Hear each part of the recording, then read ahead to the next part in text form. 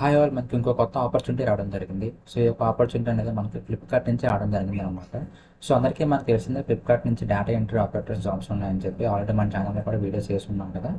So, ఏంటంటే చాలామందికి apply ప్రాసెస్‌లో సబ్మిట్ అవ్వట్లేదు అని చెప్పి అంటున్నారు. సో, నేను జస్ట్ ఈ వీడియో చేసే ముందే నేను ఆల్రెడీ ఈ యొక్క జాబ్‌కి అప్లై చేయడానికి ట్రై చేశాను. అండ్ అప్లై అయింది కూడా, సబ్మిట్ అయింది కూడా. సో, మీకు ప్రూఫ్స్ కూడా చూపిస్తాను. అండ్ నేను కూడా మీ అందరిలాగా ఒక మిస్టేక్ కూడా చేశాను. సో, ఆ మిస్టేక్ ఏంటి అనేది ఇదే వీడియోలో డిస్కస్ చేద్దాం. దాన్ని బట్టి మీరు కూడా ఆ మిస్టేక్ రెక్టిఫై చేసి మీరు సబ్మిట్ చేస్తే ఆబ్వియస్గా సబ్మిట్ అవుతుంది అనమాట. ఓకేనా? సో అలాంటి డీటెయిల్స్ అన్నీ కూడా వీడియో డిస్కస్ చేద్దాం. మెయిన్గా అప్లై ప్రాసెస్ అనేది ఈ వీడియో డిస్కస్ చేద్దాం. ఓకేనా? ఓన్లీ మెయిన్గా అప్లై ప్రాసెస్ కవర్ చేస్తాను. సో ఈ వీడియో ఎవరు కూడా స్కిప్ చేయకుండా చివరి వరకు చూడండి. అండ్ అందరూ కూడా ఏ మిస్టేక్ చేస్తున్నారో నాకు తెలుసు. అండ్ నేను కూడా అదే మిస్టేక్ చేశాను. సో ఆ మిస్టేక్ చేయకుండా ఉండాలంటే ఏం చేయాలి, ఎలా ఫామ్ ఫిల్ చేయాలి, మొత్తం అన్ని కూడా వీడియో డిస్కస్ చేద్దాం. అండ్ మీకు మీరు సబ్మిట్ చేసిన తర్వాత మీకు మెసేజ్ కూడా వస్తుంది అన్నమాట. మీకు వాట్సాప్లో మెసేజ్ వస్తుంది, అదేవిధంగా ఎస్ఎంఎస్లో కూడా మెసేజ్ వస్తుంది అనమాట. ఆ మెసేజ్ వస్తే మీరు సక్సెస్ఫుల్గా అప్లై చేసినట్టు అనమాట. ఓకేనా?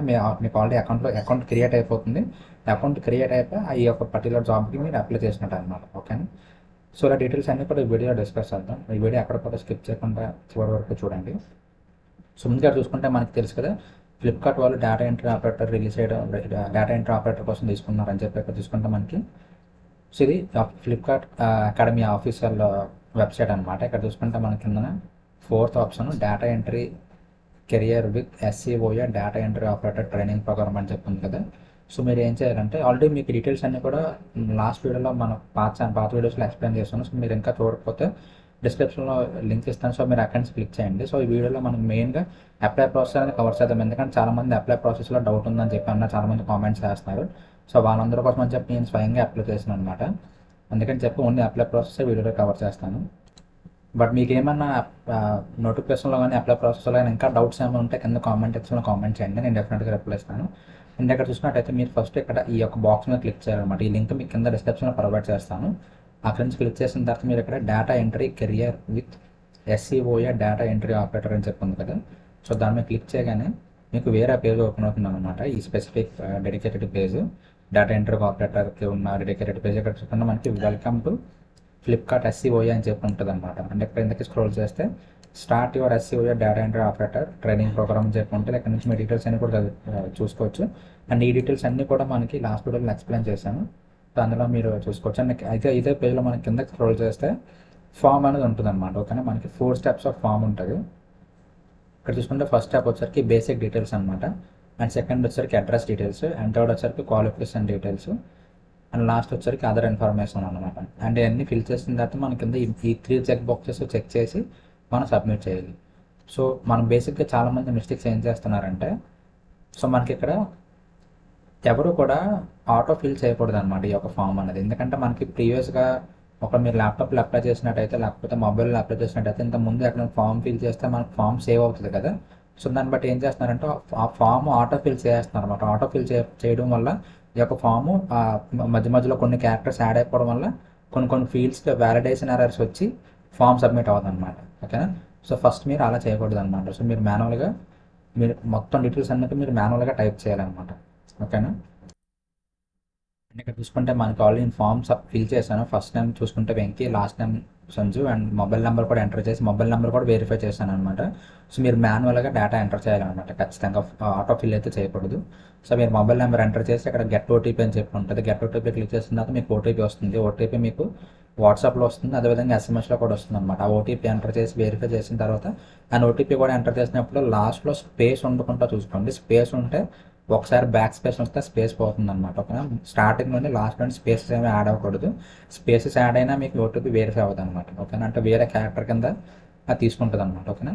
సో వెరిఫై అయిన తర్వాత మీ కింద ఈమెయిల్ ఐడి ఇస్తారు, పాస్వర్డ్ ఇస్తారు, కన్ఫర్మ్ పాస్వర్డ్ ఇస్తారు, జెండర్, డేట్ ఆఫ్ బర్త్, ఇవన్నీ కూడా మీరు మాన్యువల్గానే ఫిల్ చేయాల్సి ఉంటుంది అనమాట. నెక్స్ట్ మీకు అడ్రస్ డీటెయిల్స్ ఉంటుంది. అడ్రస్ డీటెయిల్స్లో అడ్రస్ డీటెయిల్స్లో కూడా ఇంకొంటి ఏంటి అంటే, ఇక్కడ చూసుకుంటే మనకి zone, state, district, sub division, city. ఇక్కడ డిస్ట్రిక్ట్ దగ్గర మీరు మన ఏపీ సైడ్ తెలుగు వాళ్ళైతే మీరు ఇక్కడ సౌత్ సెలెక్ట్ చేయాలన్నమాట. ఓకేనా?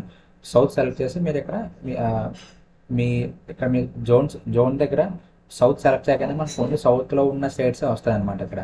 సో మీరు ఆంధ్రప్రదేశ్ అయితే ఆంధ్రప్రదేశ్ సెలెక్ట్ చేసుకోవచ్చు, లేకపోతే మీరు ఏ స్టేట్ అయితే స్టేట్ సెలెక్ట్ చేసుకోవచ్చు అనమాట. ఓకేనా?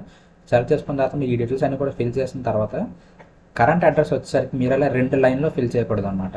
ఇది చాలా మంది చేస్తున్న మిస్టేక్స్ అనమాట. నేను కూడా అదే మిస్టేక్ చేశాను. అందుకే మనకు ఇక్కడ చూసుకుంటే మనకి ఇది కూడా రెడ్ కలర్లో ఉంది, అండ్ ఇక్కడ కూడా ఈ యొక్క ఎర్రర్ మెసేజ్ అనేది మనకి క్లియర్గా విజిబుల్ అవ్వట్లేదు అనమాట. దాన్ని బట్టి చాలా మంది చూడట్లేదు అనమాట. ఇక్కడ చూసుకుంటే address is required and invalid format. So invalid background మనకి రెడ్ కలర్లో ఉండడం వల్ల ఇది మనకి హైలైట్ అవ్వట్లేదు అనమాట. వేరే కలర్లో ఉంటే మనకి క్లియర్గా అది హైలైట్ అవుతుంది అనమాట. సో ఈ పాయింట్ మనకి అందరు మిస్ అయిపోతున్నారు.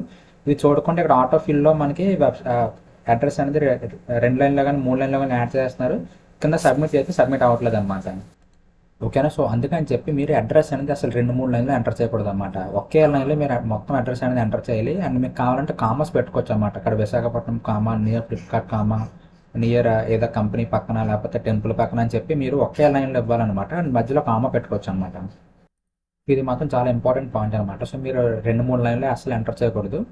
ఒకే లైన్లో మీరు అడ్రస్ అంతా ఎంటర్ చేయాలన్నమాట. ఒకవేళ మీరు బై మిస్టేక్ ఎంటర్ చేసినా మీకు కింద ఫామ్ సబ్మిట్ అవ్వట్లేదంటే కొంచెం పైకి స్క్రోల్ చేస్తే మీకు ఎర్రర్ అనేది ఏంటి అనేది కనిపిస్తుంది అనమాట.